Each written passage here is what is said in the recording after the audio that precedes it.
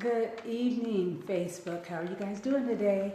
I just wanted to jump on here real quick and share some information with you about a book that I read a few months ago called The Four Agreements. And the family's in there watching football, so I thought I'd jump on here real quick and share this information with you. And let me tell you how this all lined up for me, because I went to a women's networking event last July, and one of the speakers mentioned that they read this book, The Four Agreements, and how it changed their life. And hey Sherry, thanks a lot for watching. And as you all join in, if you could let me know where you're watching from, I'd appreciate it, what city and state. And so a few other people got up and said the same thing. They stood up, they raised their hands, they said, wow, I read that book as well, and yeah, it really changed my life. And so I wanted to share some information with you. I bought the book, and I started reading the first chapter or so, and took a picture of the book, and I sent it to my son-in-law, because he's an avid reader. He's like, oh, wow, you're reading that book? I read that book a few years ago. Why don't you read it? Let's talk about it. Well, I hadn't read it right away. Then I connected with this group of folks, like-minded people that were reading the book, kind of like a book club. And we had a coach that kind of led us through the group, had great discussions, and gave us some insight on different things about the book and how to apply them to your life.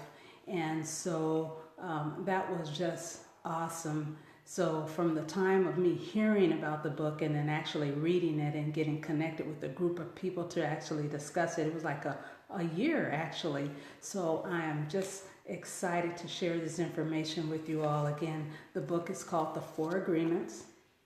Okay, and first of all, I'm going to tell you just a little background information. The Four Agreements, I'm not going to talk about that today, and I hope that you guys stay tuned and connect with me over the coming weeks, because I will share some additional information about the Four Agreements. But first of all, before we talk about the Four Agreements, we have to talk about our belief system.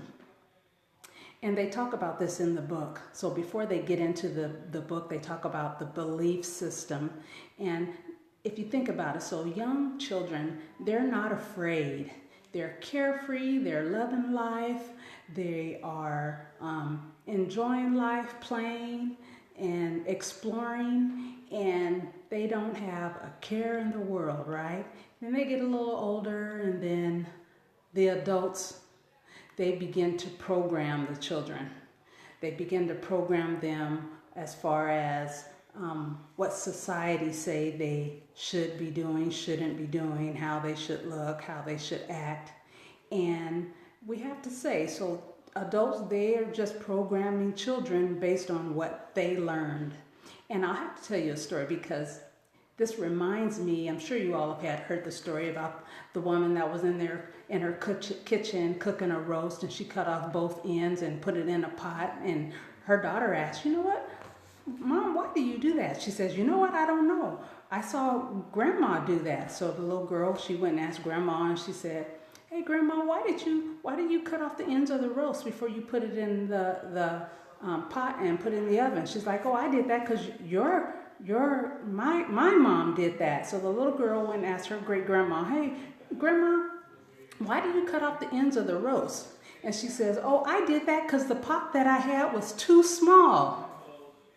So that just goes to show you that we do things because we're programmed. We see other people doing it, and as children and as we grow up, we see our parents do it, and so we begin to emulate those same things and not even really ask any questions.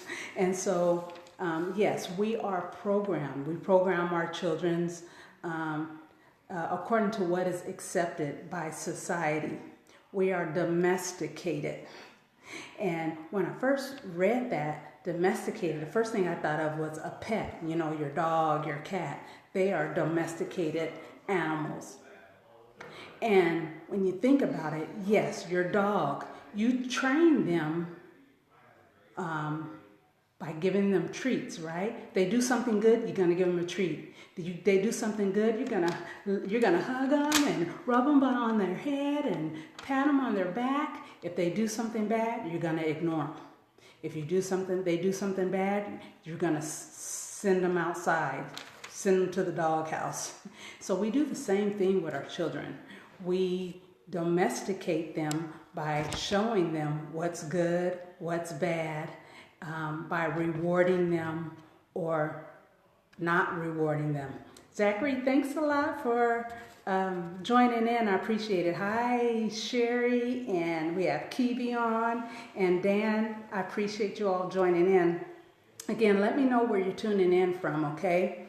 And so that teaches, it's the same thing for children. It teaches the girl, hey, you're a good girl, you're a good boy, you're a bad girl, you're a bad boy. And so we believe what grown-ups tell us. And we believe that we have to be a certain way in order to be accepted. Again, that's all because of the belief that's put into our head. Society tells us what's pretty, what's ugly, what's good, what's bad, what's smart. And then we learn to become something that we're not. And when that happens, we begin to judge ourselves. We punish ourselves when we don't fit into society's box. And our belief system, it is our book of law. We believe that if we're not what society thinks that we're supposed to be, we go searching to change ourselves. We go searching for to enable us to fit into that box that society says that we have to fit in.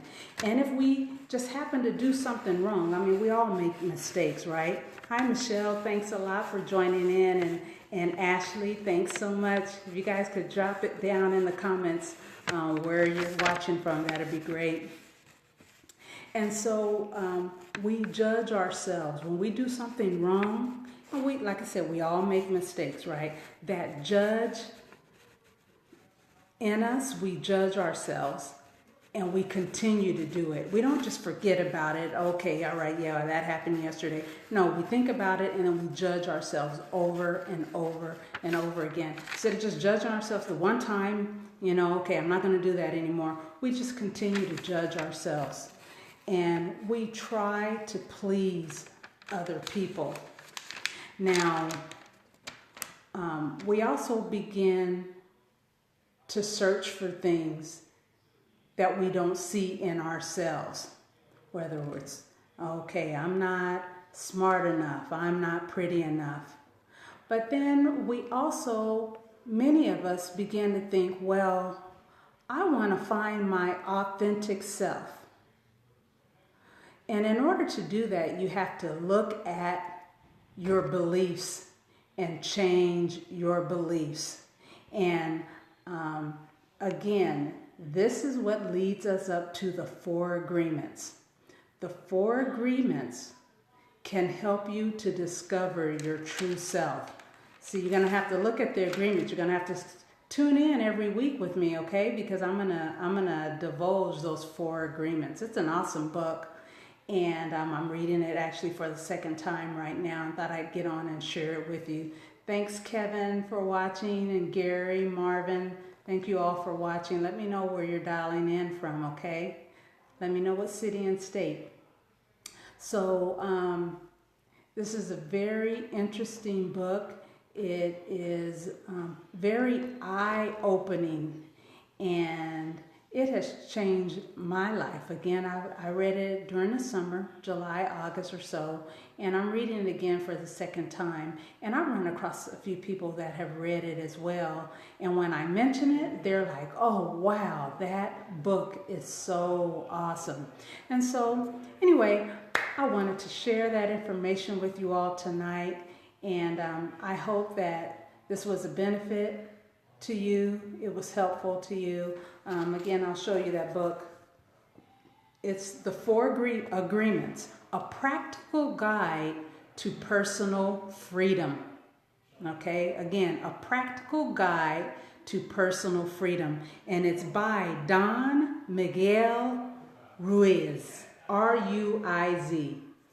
All right, well, you guys have a lovely evening, and I'll see you soon. Bye-bye.